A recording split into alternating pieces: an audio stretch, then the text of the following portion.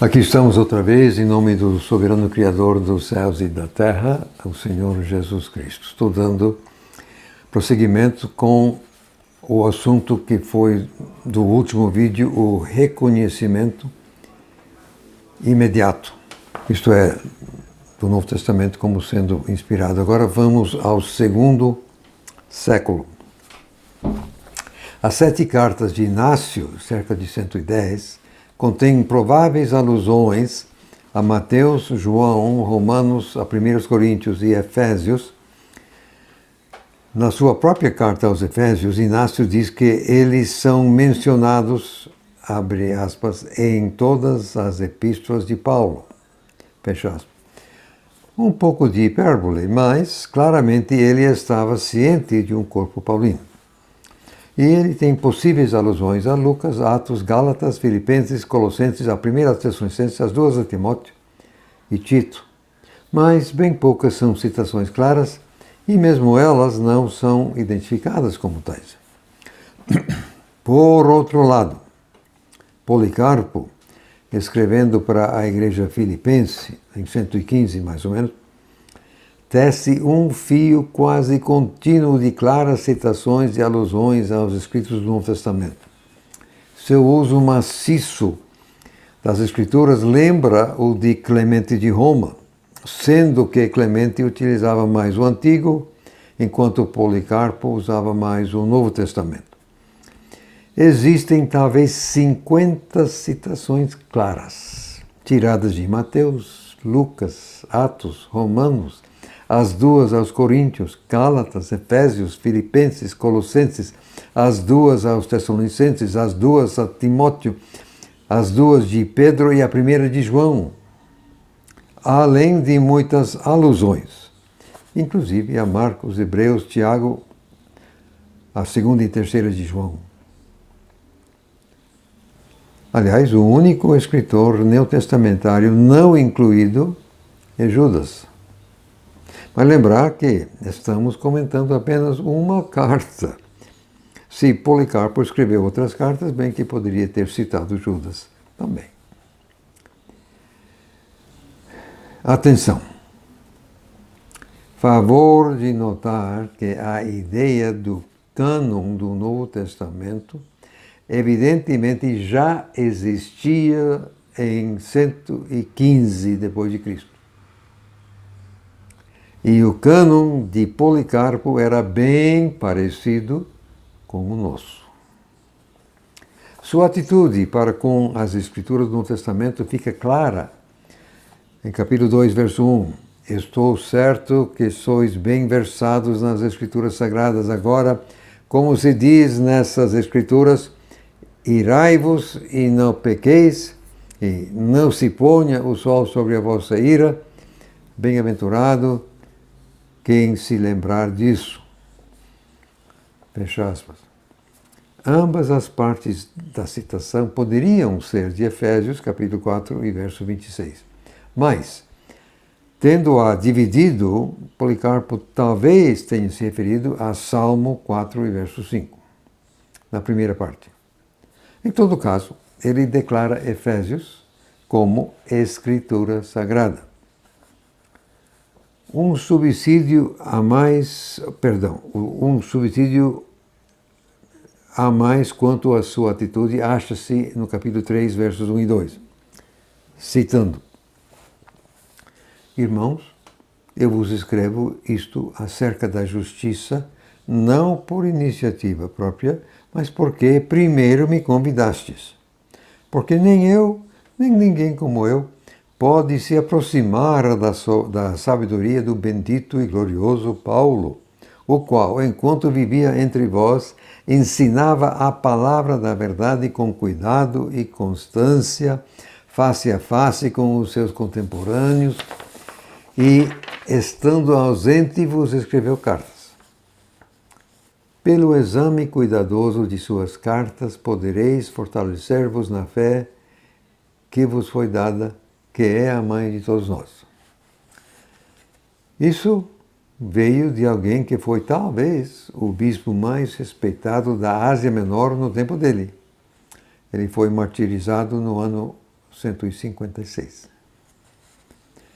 A segunda carta, assim chamada de Clemente de Roma, geralmente datada antes de 150 depois de Cristo, parece claramente citar Mateus, Marcos, Lucas, Atos, a 1 Coríntios, Efésios, a 1 Timóteo, Hebreus, Tiago e a 1 de Pedro, com possíveis alusões a 2 de Pedro, Judas e Apocalipse.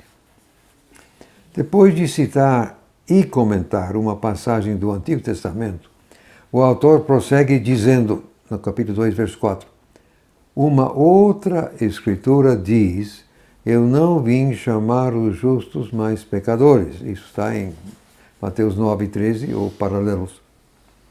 Aqui há outro autor que reconheceu os escritos do Novo Testamento como escritura. Duas outras obras primitivas, o Didaquê e a Carta a Diogneto, utilizam os escritos do Novo Testamento como de autoridade, mas sem expressamente chamá-los de escritura. O Didaquê aparentemente cita Mateus, Lucas, a 1 Coríntios, Hebreus, a 1 de Pedro, e tem possíveis alusões a Atos, Romanos, Efésios, as duas aos Tessalonicenses e Apocalipse. Já a carta a Diogneto cita Atos, as duas aos Coríntios, e aluda a Marcos, João, Romanos, Efésios, Filipenses, a 1 Timóteo, Tito, a 1 de Pedro e a 1 de João.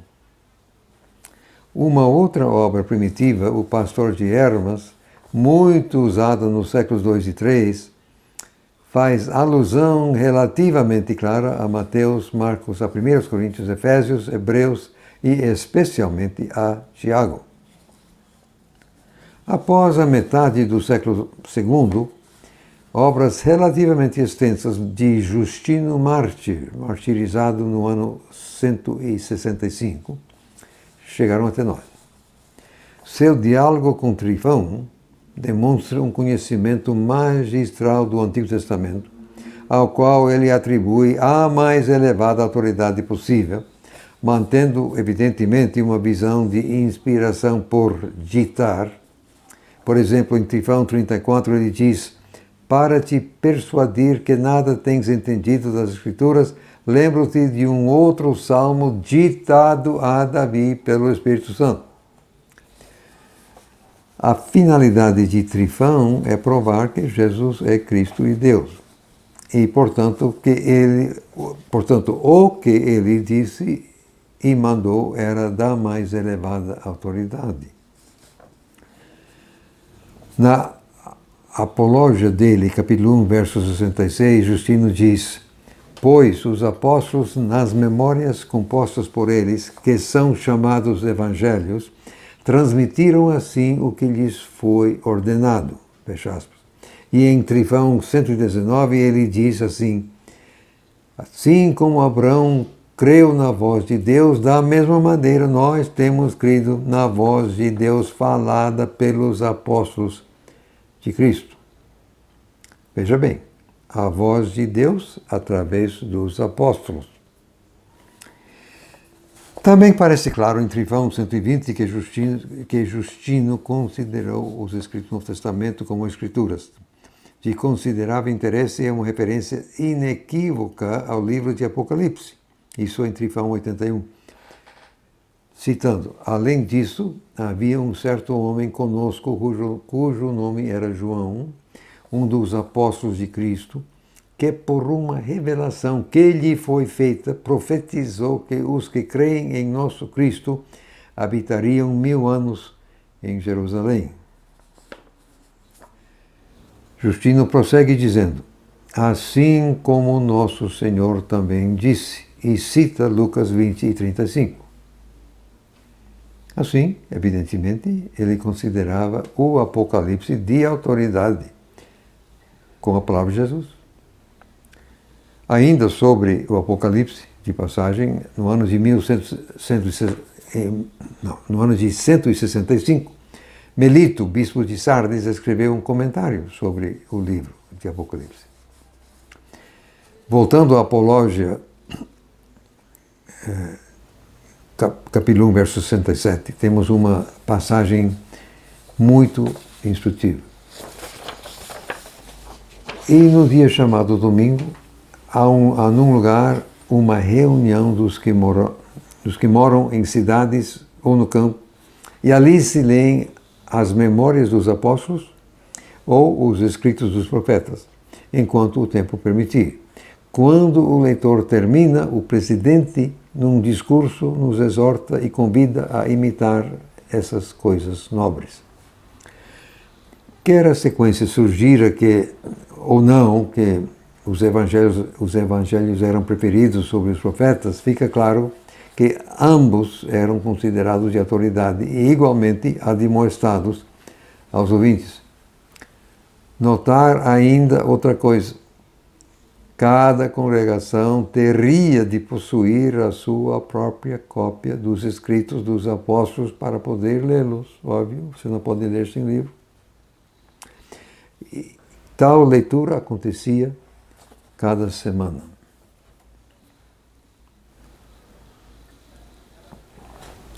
Atenagro, em seu apelo, escrito no início do ano 177, ele cita Mateus 5:28 como escritura: não nos é permitido sequer um olhar lascivo, porque a escritura diz: aquele que repara uma mulher com concupiscência já cometeu adultério em seu coração. Ele trata de maneira semelhante em Mateus 19 e verso 9, ou então textos paralelos. Teófilo, bispo de Antioquia, em seu tratado autólico, cita a primeira a Timóteo 2:1 e Romanos 13, verso 7, como a palavra divina. Ele cita o quarto evangelho dizendo que João era inspirado pelo Espírito. Ele cita Isaías e o evangelho, não li bem. Isaías e o evangelho são mencionados em um parágrafo como escritura. E ele insiste em diversas passagens que os escritores jamais se contradiziam, citando as declarações dos profetas e dos evangelhos se acham coerentes porque todas foram inspiradas pelo único Espírito de Deus. Até aí, Teófilo. Agora, os escritos sobreviventes de Ireneu, foi morto no ano 202, e a sua obra principal Contra Hereges, sendo escrito no ano 185 aproximadamente, são mais ou menos iguais em quantidade aos de todos os outros líderes anteriores juntos. O seu testemunho sobre a autoridade e a inspiração das Escrituras Sagradas é clara e inequívoca. Difunde-se por todos os seus escritos. O uso autoritativo de ambos os testemunhos é claramente estabelecido. Irineu afirmou que os apóstolos ensinavam que Deus é o autor de ambos os testamentos. Isso está em Contra Hereges, capítulo 4, verso 32. E, evidentemente, considerou os escritos do Novo Testamento como formando um segundo cânon. Ele, isto é, Irineu, citou todos os capítulos de Mateus, a 1 Coríntios, Gálatas, Efésios, Colossenses e Filipenses. Todos os capítulos menos 1 ou 2 de Lucas, João, Romanos, a segunda aos Tessalonicenses e as duas a Timóteo e Tito. Ele citou a maioria dos capítulos de Marcos, incluindo os últimos 12 versos, Atos, a 2 Coríntios e Apocalipse. E de todos os demais livros, exceto Filemão e a terceira de João. Esses dois livros são tão curtos, um capítulo, que Irineu pode não ter tido a ocasião de se referir a eles em seus trabalhos conhecidos. Isso não significa necessariamente que ele os ignorava ou os rejeitava. Atenção, por favor. Evidentemente, as dimensões do cânon do Novo Testamento reconhecidas por Irineu ficam muito próximas ao que nós afirmamos hoje. Isso em 185. Desde a época de Irineu, não pode haver dúvida sobre a atitude da Igreja em relação aos escritos do Novo Testamento. Eles são Escritura Sagrada. Tertuliano, em 208, escreveu da igreja em Roma, abre aspas, a lei e os profetas ela une em um volume com os escritos de evangelistas e apóstolos, fecha. Isso na prescrição contra hereges, 36. Atenção, por favor. A contribuição da evidência até agora apresentada à nossa discussão é a seguinte: as implicações da atitude deles em relação ao texto. Se alguém hoje concorda ou não com isso, não vem ao caso. Os primeiros cristãos criam que os livros do Novo Testamento eram divinamente inspirados, constituindo um segundo cânon.